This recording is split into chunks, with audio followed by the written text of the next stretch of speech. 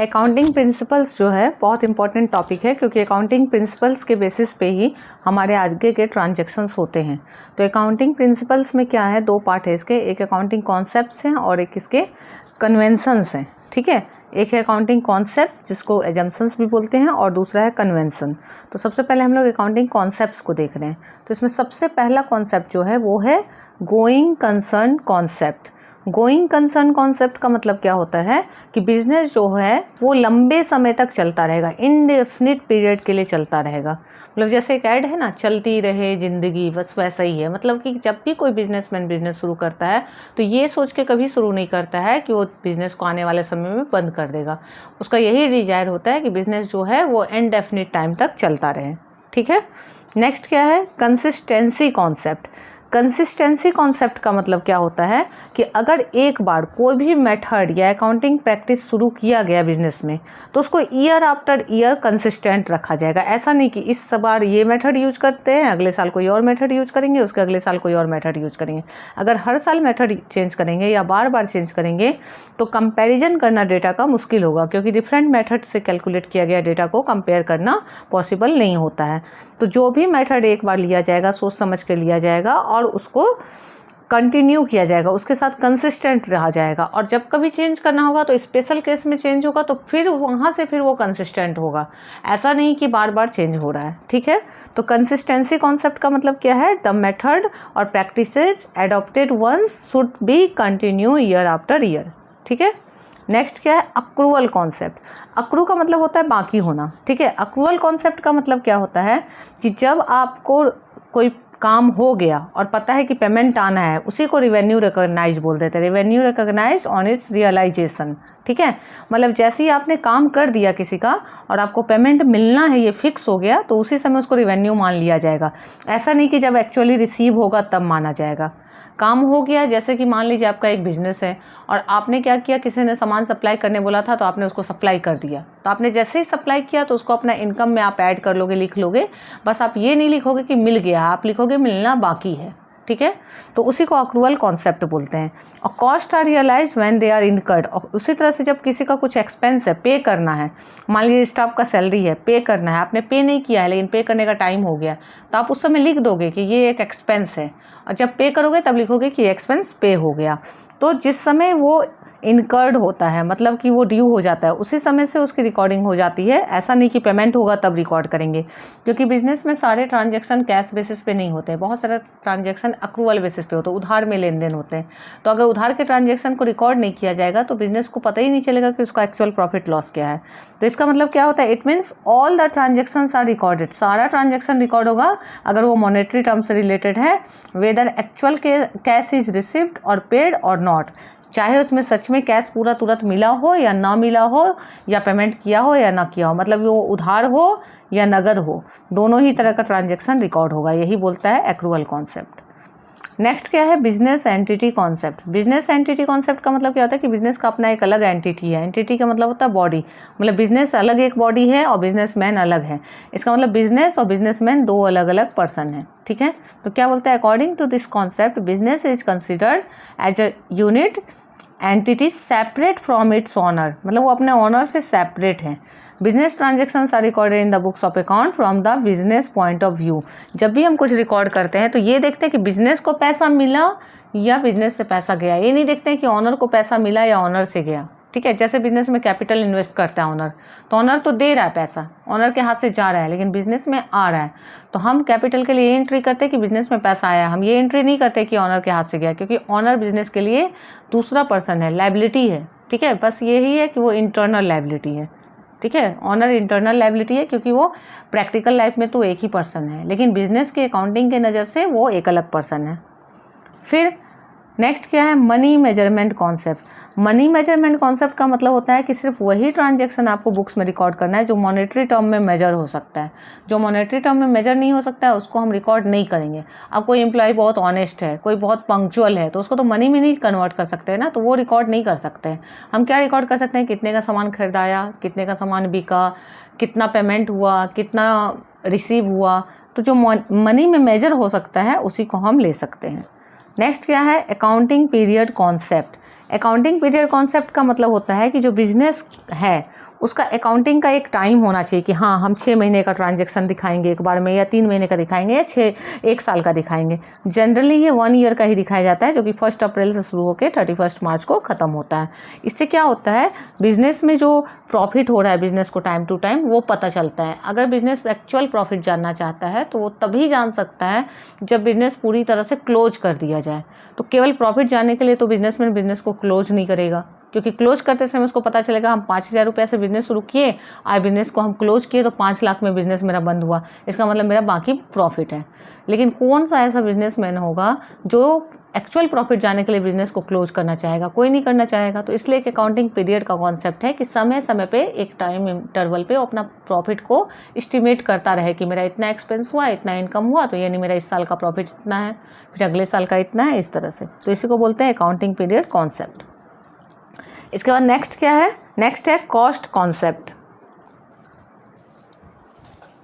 तो cost concept में क्या होता है? कॉस्ट कॉन्सेप्ट का दूसरा नाम हिस्टोरिकल कॉस्ट कॉन्सेप्ट है।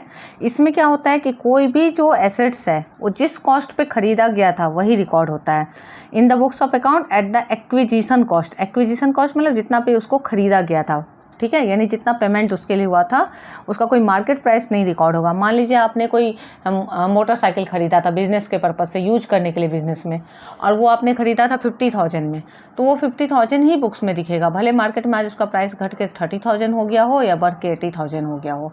जिस प्राइस को फर्म ने पे किया उस एसेट को परचेज करने के लिए वही प्राइस, यानी उसका जो हिस्ट्री है वही रहेगा, तो इसलिए उसका नाम हिस्टोरिकल कॉस्ट है। नेक्स्ट क्या है? Dual aspect concept. डुअल का मतलब होता है दो, ठीक है। एस्पेक्ट का मतलब होता है अपेक्षा, मतलब 2 साइड होना चाहिए, ठीक है। डुअल एस्पेक्ट का मतलब होता है हर एक ट्रांजैक्शन का 2 साइड होना चाहिए। अगर एक अकाउंट डेबिट होगा तो दूसरा क्रेडिट होगा, कम से कम 2 साइड होगा ही। 2 या 3 अकाउंट होता है या उससे ज़्यादा हो सकता है, लेकिन मिनिमम 2 होगा ही, जिसमें एक डेबिट होगा तो दूसरा क्रेडिट होगा, और दोनों को बैलेंस करना है, इक्वल करना है, debit is equal to credit करना है हमें। इसी को बोलते हैं डुअल एस्पेक्ट कॉन्सेप्ट।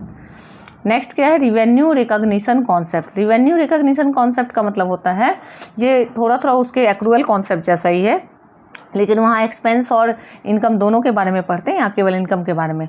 कि रिवेन्यू जब ट्रांसफ़र होता है ऑनरशिप उसी समय रिकॉग्नाइज हो जाता है, ना कि रिसिप्ट होने के समय मनी। यानी ऑनरशिप ट्रांसफ़र का मतलब क्या हुआ कि जब हम सामान सेल करते हैं तो एक्चुअल में हम क्या करते हैं? ऑनरशिप ट्रांसफ़र करते हैं, मतलब हम ऑनर थे, मैंने जिसको सेल कर दिया वो ऑनर हो गया।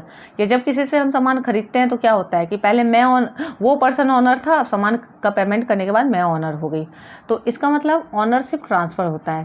सेल और परचेज के प्रोसेस में क्या होता है? ऑनरशिप ट्रांसफ़र होता है। तो बोल रहा है कि जैसे ही हम सामान को ऑनरशिप ट्रांसफ़र करेंगे, मतलब सेल करेंगे, उसी समय रिवेन्यू रिकॉग्नाइज हो जाएगा।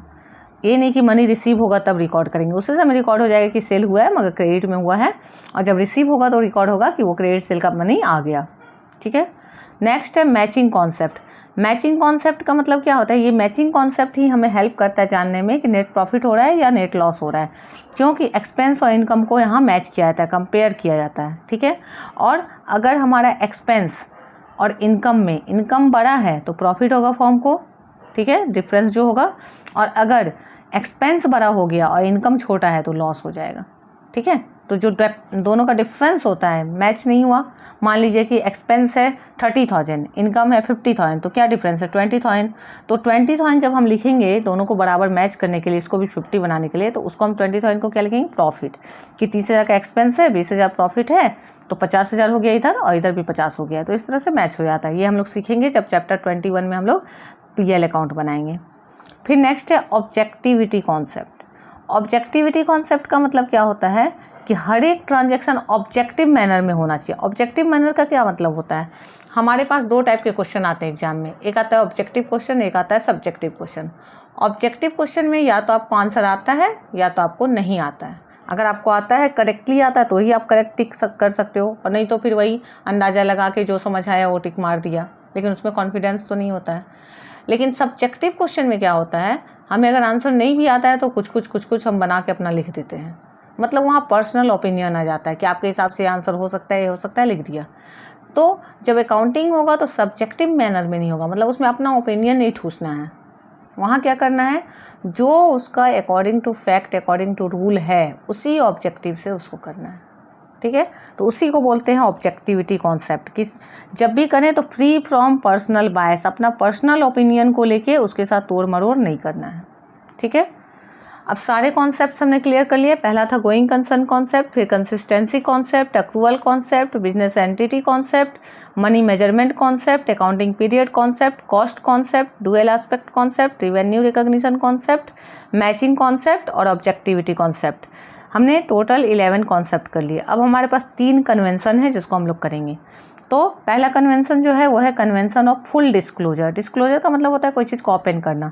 तो अकाउंटिंग बोलता है, अकाउंटिंग प्रिंसिपल का ये कन्वेंशन बोलता है कि आपका जो भी अकाउंटिंग इन्फॉर्मेशन है, जितना सिग्निफिकेंट इन्फॉर्मेशन है, अब जो सो नहीं, जो सिग्निफिकेंट इन्फॉर्मेशन है वो मस्ट बी डिस्क्लोज। उसको डिस्क्लोज किए किसको? User of accounting information. कौन है यूजर अकाउंटिंग इन्फॉर्मेशन के? इंटरनल और एक्सटर्नल यूजर जो हैं, ऑनर है, ठीक है, बिजनेस का मैनेजमेंट है, एम्प्लॉई है, गवर्नमेंट है, बैंक है, डेटर है, क्रेडिटर है, जो भी बिजनेस से रिलेटेड पर्सन है उसको आप सारा इंपॉर्टेंट इन्फॉर्मेशन बताइए। तो इंपॉर्टेंट इन्फॉर्मेशन क्या है? वो है फाइनेंशियल स्टेटमेंट। फाइनेंशियल स्टेटमेंट क्या होता है इसका मैंने एक छोटा सा शॉर्ट भी बनाया हुआ है, उसको आप देख सकते हैं कॉन्सेप्ट क्लियर करने के लिए। तो वो यूजर्स ऑफ अकाउंटिंग इन्फॉर्मेशन जो हैं उनको क्या चाहिए? उनको चाहिए फाइनेंशियल स्टेटमेंट। इसके बाद फिर क्या है? फाइनेंशियल स्टेटमेंट के थ्रू उनको हमें फुली डिस्क्लोज करना है कि हमारा बिजनेस में कितना प्रॉफिट हुआ है या क्या लॉस हुआ है, मतलब बिजनेस की बातें छुपानी नहीं है यूजर से। नेक्स्ट है कन्वेंशन ऑफ मटेरियलिटी, ये इसका जस्ट अपोजिट है, ठीक है। यहाँ क्या बोलता है? यहाँ बोला जितना सिग्निफिकेंट है उसको आप डिस्क्लोज कीजिए, और यहाँ बोलता है जो इनसिग्निफिकेंट है उसको डिस्क्लोज मत कीजिए। अब जैसे 2 एम्प्लॉय के बीच झगड़ा हो गया, आज वो लेट आया था, ये हुआ, वो सब तो नहीं डिस्क्लोज करना है ना। मतलब कि जो रिलेटेड है, जो यूजफुल है इन यूजर्स के लिए, बस वो हमें डिस्क्लोज करना है। यूजफुल नहीं है तो उसको डिस्क्लोज नहीं करना है, क्योंकि डे टू डे एक्टिविटी में बहुत सारे इन्फॉर्मेशन होते हैं, कितना डिस्क्लोज किया जाएगा? यूजर्स के पास उतना टाइम भी नहीं उतना कुछ देखने का। लास्ट है हमारा कन्वेंशन ऑफ कंजर्वेटिज्म या कन्वेंशन ऑफ प्रूडेंस। बहुत इंपॉर्टेंट है, हमारे 12 के पोर्शन से भी रिलेटेड है ये। तो इसमें क्या होता है? इसमें बोलता है all the anticipated loss. Anticipated मतलब एक्सपेक्टेड, जिसके लिए आपको आशंका है कि ये लॉस हो सकता है, उसको रिकॉर्ड कर लीजिए। और ऑल द एंटिसिपेटेड गेन, और जो गेन आने का आशा है उसको इग्नोर कीजिए टिल दे आर रिसीव, ठीक है। मतलब ये सेफर साइड में रहना चाहता है। बोलता है अगर लॉस का चांस है तो लॉस को लिख लीजिए अभी से कि भाई इतना लॉस है हमारा, ये चांस है लॉस का, प्रोविज़न कर लीजिए। और अगर आपको लग रहा है कि प्रॉफिट होना है तो वेट कीजिए, अभी मत लिख लीजिए कि प्रॉफिट हो गया, उसको वेट कीजिए, जब आ जाएगा प्रॉफिट तब लिखिएगा, ठीक है। इसी को बोलते हैं कन्वेंशन ऑफ कंजर्वेटिज्म, जिसको कन्वेंशन ऑफ प्रूडेंस भी बोलते हैं। तो ये बहुत ही इंपॉर्टेंट टॉपिक है। इससे आपका एग्जाम में जो आपका यूनिट होगा या फिर मिड टर्म होगा या फाइनल टर्म होगा, इसमें से 2-3 कॉन्सेप्ट पूछ देता है। तो इसको अच्छे से याद भी कर लेना है। एक एक लाइन का मैंने डेफिनेशन तैयार किया है, और समझने में कहीं दिक्कत हो तो आप मुझे बता सकते हो।